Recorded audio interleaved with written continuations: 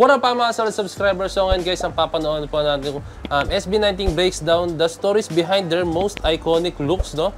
Okay, sige, panoorin natin guys. As in, gusto ko po ito panood guys. Siyempre, kahit ako, hindi ko alam kung ikakwento po nila about sa kung paano sila manamit and then yung mga looks nila, kung bakit minsan si Ja ng buhok, no? Puti. Hindi ko talaga alam as in, no? Then bakit siya balik sa black na hair, no? Black hair Ja, no? So ayun lang guys, hindi ko talaga alam promise. So without further ado, let's all watch this.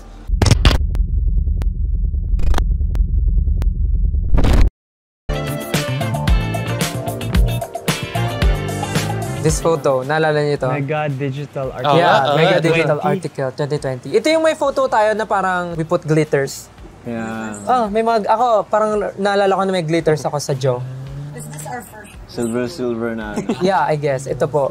Then parang happy tayo dito kasi parang lahat ng damit gusto natin. Yung iconic photo ng patong-patong na hanggang ngayon nakikita ko sa social media. Grabe, napaka-fashionista talaga ng SB19. Superior Son 21. Oh, gustong-gusto ko guys as in tong Superior Son. Layan? Joke lang. Sobrang mahilig ako sa fashion and confident ako sa kung ano yung sinusuot ko. So, maubos na nakakainis eh. Gumawa ako ng damit ko rin na I thought na maging confident din yung mga fans ko pag sinuot nila yun. So that's why I made my brand. So, Son, and it came from the Bible. Merong verse doon na, nakalimutan ko, pero something like that, Superior Son. So, Susan, yung apelido ko sa dulo, sa first and sa last. Tapos, dinagdagan ko lang ng Superior sa gitna. Oh, good. Okay. Oh, Wish Music Awards. Mga mid-pandemic na yan. Parang nakasimangot si Ken. Whyat ba yan? Wish Music. Yan yung TikTok na yung gano'n, yung bagong-bago.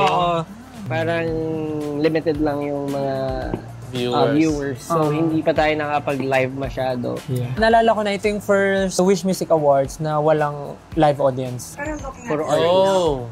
sobrang distinct yung picture natin. Styles. Iba pa yung quality ng Pula po, red-haired Ken po. yung clothes. Ako nga, Yun din yung parang first time ko magpa-haircut ng super ikli. Naka-perm pa ata ako dyan. Hindi yan. Meron kang Hindi. Korean. Yan yung first haircut ko na maikli na gusto ko. Gusto ko. Ayun o. Ayan.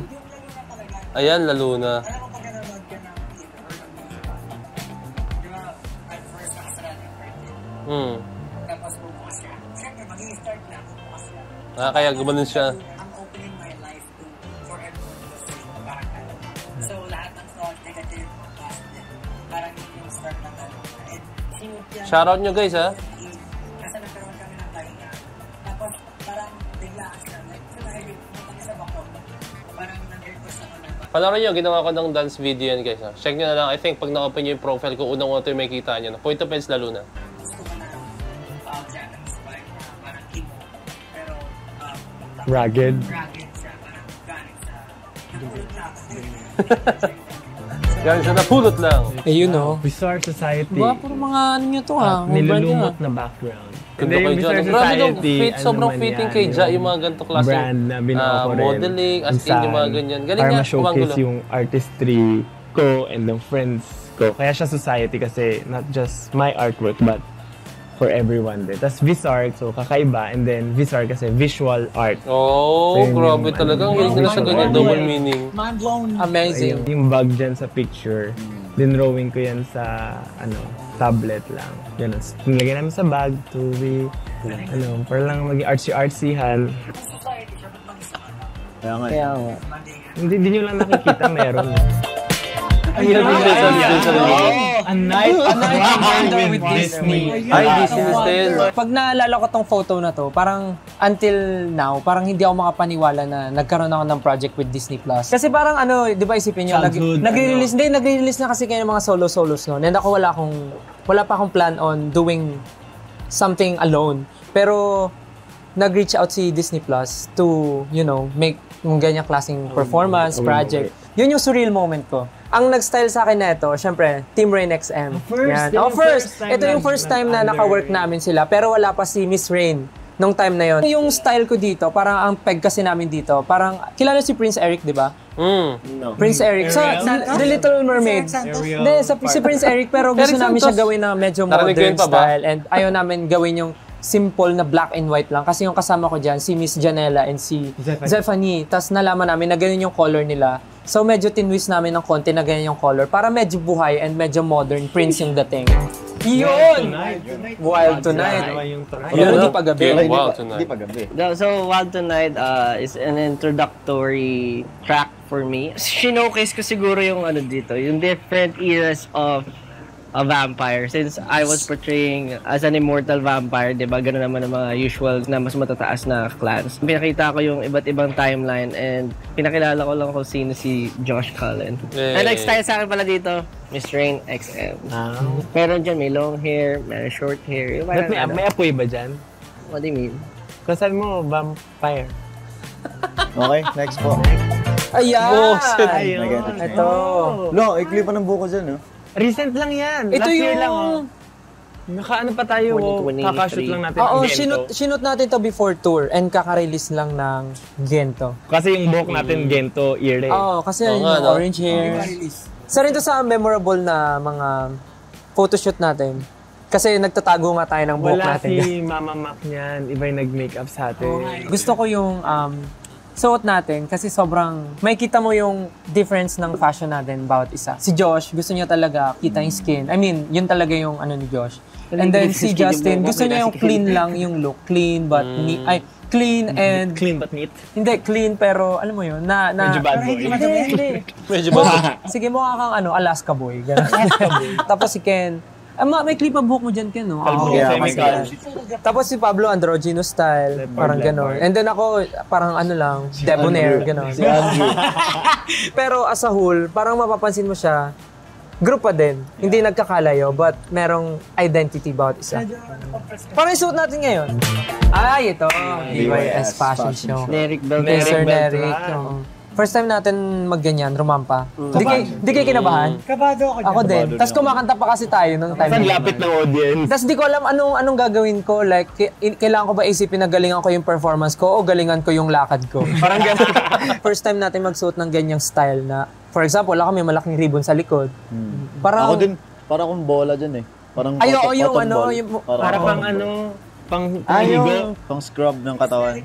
So, Sir, Miss Neric, gumagawa ng mga... Gumagawa. Concert, yeah. For SB19 and for a boy group, parang hindi siya usual na ginagawa or sinusuot natin. Pero nabigyan tayo ng chance to interpret yung mga pieces na ginawa ni Miss Neric Beltran. Parang matagal niya na tayong gustong makasama for that kind of project.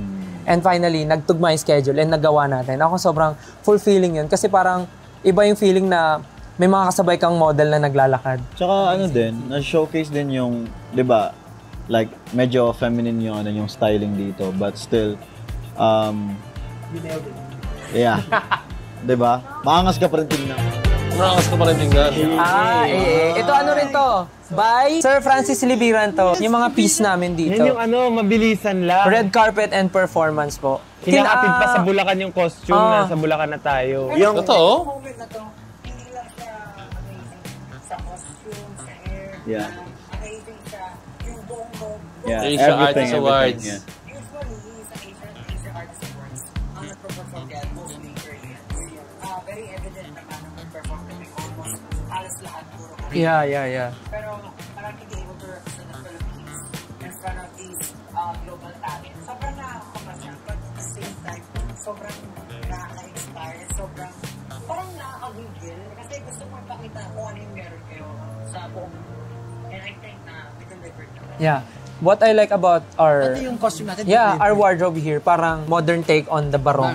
Parang nakasuit kami, pero yung may tela na may barong, opo, pero naka-play siya sa iba't ibang suot namin. Tapos ang masasabi ko dun sa white, biglaan din tayo kasi from what I remember, yung suot kong cardigan, full sleeve yan.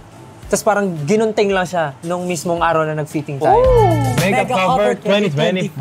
Creative. Today. Ang bilis. Chill. Galing, oo. Anong favorite outfit nyo? Mahirap actually. O sige, isa-isa. Ako, favorite outfit ko is this one. Ano kasi, mas gusto ko pag comfortable ako sa damit, like makakagalaw ako ng maayos. Although, I understand naman kasi editorial nga, di ba? Pero ito talaga pinaka-paborito ko sa style. Mahilig ako sa very, street style na damit. Ako yung, Tom Brown. Yeah, Tom Brown. Parang schoolboy. Tom Brown. Meron pa isa eh. Schoolboy ka talaga no? repeater ako eh. Kenzo or yung... Kenzo, maganda rin yung Kenzo. Kenzo, yung actually. jeans. Wisit pagkasaran ng mga to. Yung first, yung... Hindi first. Second, di ba? Isa, first. Ay, yung gawa ni Miss Nery. Hindi mo favorite? Bukod pa doon. Miss Nery ko. Miss Nery ko. Favorite ko, may mas favorite lang. Alin doon? Yung kanina yung naka-block ka na ano. Basta yung isa, I think third one yung bet ko. Third one. Pang six na to suot natin, di ba?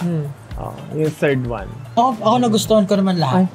Shorts po. Nagustuhan ko lahat kasi parang iba't iba talaga yung vibe na project ng mga outfit. Yeah. And habang suot ko siya, parang iba rin yung personality ko. Parang gano'n. Every time nagkakaroon ng mga editorial or parang ganitong events or issues, na-explore ko yung iba't ibang klase ng damit. Ako yung yung first layout. Well, lahat naman okay. Hindi ako nagsiskirt type na ano eh. Pero, yung may brown na oo, yung Fendi collection ba lagay ng yun? paint. 2024. Hindi ko siya style. Pero kasi di ba may kasabihan tayo na parang hindi mo masasabing okay sa'yo unless hindi mo nasusubukan. Nung na-try ko siya na may ganon, sabi ko, okay din pala. Kasi ang worry ko sa mga ganon, for example yung shorts, parang, kasi hindi naman ako katangkaran, nagbumukha akong maliit. Pero dun sa outfit na yun, dahil nga dun sa illusion ng parang skirt na nasa harap, parang pwede pala. Tsaka siguro din sa styling talaga. Dun. Naalala ko nga tama yung black na. Yung black na Yung para... Body. Tama, body pala. Ikaw, Ako, Josh. To be honest, nagustuhan ko naman lahat. Pero siguro yung pinaka nagkaroon ng impression sa akin, yung nakapolo tayo. Yung body. Sobrang comfortable lang, tsaka feeling ko, yun nga, very different from what we have been wearing. Yeah. Ayun na yung last. Yun na pala yung last. And that's it, guys. Thank you for watching. Yeah, Sobrang na-enjoy namin yun. Hindi namin napansin na last na pala yun. Yeah. To get more videos like this, subscribe to Mega's YouTube channel and turn on the notification bell. Bye, Mega! Thank you so much! Bye-bye! So, Mega. So, guys, nagustuhan ko sinabi ni Stel, no? Hindi mo makasabing kung babagay sa yan. Hindi ko alam kung tama yung term na sinabi ko. Ayun sinabi niya kung ito yung eksakto. Basta ito yung pinaka-thought niya, guys, no? Hindi mo masasabing bagay sa yan unless nasusubukan mo siya, no? Para sa akin, guys, ganyan yun, guys, no? Dati, guys, hindi ako confident sa... Ito, ganito, mga maluwag na damit. Excuse me, nag-burp ako. Sa mga ganito, maluwag na damit. Dati hindi ako confident magsuot nito, as in hindi ako confident. Pero nung na-try ko siya, nung sumayo kami before, may time na kailangan namin magsuot ng maluwag na damit kasi medyo hip-hop-ish or basta medyo hip-hop yung sayo namin talaga na kailangan maluwag na damit. Hindi ako confident as in, no? Tapos tinry ko siya, Eto, tingnan nyo, puro maluwag na yun. Suot ko talaga as in, no? Maluwag na siya. Mukha nang maliit sa akin, guys, kasi medyo nag-bulky na tayo. And then, dati, ito rin, salamin, hindi ako confident, guys, kahit pag nasa office ako, hindi talaga ako nagsasalamin. May time na nagsasalamin ako, pag nagsasalamin, may binabasa ako or what, nag-computer, no, talagang sasalamin ako. Hindi ako sanay. And pati itong cup, hindi naman ako dati sanay mag-cup, no, pero dumating sa point na parang gusto ko lang mag-cup outside na, or kunyari, eto, nagsimula ito talaga pag yun. Actually, nasanay lang ako magsuot ng mga bagay-bagay pag sumasayaw kami, no, as in, no. Eto, cap, dahil may time na lagi kayo may cap, minsan yung bonnet pa nga, minsan yung hat pa nga na guys, alam niyo yung may one time na sinuot akong hat na hirap ako pag sumasayaw kasi baba siya. Anong tawag sa hat na yon? Yung basta parang potato cup something. Hindi ko alam kung ang tawag doon, basta ganun na. Ginamit natin sa'yo, hirap ako doon kasi parang babagsak siya or what. Tapos parang hindi mo kasi siya suot, ayun yung medyo nangangamba ako. Pero mas confident ako pag ito, mga gantong hat yung suot ko. So yun lang, no? Sobrang sakto yung sinabi ni Stellan. And guys, nakita tayo mga throwback pictures ng ating Mahalima. Nakakatuwa lang, para binalikan natin yung dating ayan sila. And then yung mga moments na eto pa lang sila, humble beginnings. And look at them now, no? Kung ano sila ngayon dahil yung sa pagpupursige nila, sa hard work nila, no? So, lagi natin suportahan ng ating Mahalima, no? And yun, as always, guys, maraming salamat sa panood ng aking channel. And syempre, suportahan nyo pa rin palagi ang ating Mahalima. So, this is Point to be signing out. Peace, let's G! So, ayun, guys, no? Meron lang ako special announcement, no? So, kung nakaabot ka sa point na to, napakaswerte nyo po, no? Kasi meron po akong ihatid na balita sa inyo from Arena Plus, guys, no? So, ayun, last 2 days na lang po, guys, no? Ano ba sinasabi ko? Ano yung last 2 days na yan, no? So, join Arena Plus, #AP Magic Dance Challenge, no? Yun lang, guys, napaka-solid, no? Siyempre, i-upload nyo po yan sa TikTok and you can win up to 40,000 credits, guys, no? 40,000 pesos na credits, guys, no? Napaka-solid nun, no? Siyempre, that's a special treat from Arena Plus. Kaya kung ako sa inyo, guys, no? Gumawa na po kayo ng dance challenge, no? Gagawa si Point of Views ng dance challenge regarding that. But wait, there's more. What? Win magic tickets at Arena Plus for a chance to win a brand new car, brand new motorcycle, and big surprises daily! So ayun guys, so marami pong surprises na nakahanda ang Arena Plus, no? So ano pang hinihintay nyo? Kindly download the Arena Plus na guys, no? And kindly visit their website guys, no? For more information lang, lalagay ko lang din yung link sa baba siguro, no? So ayun lang guys, no?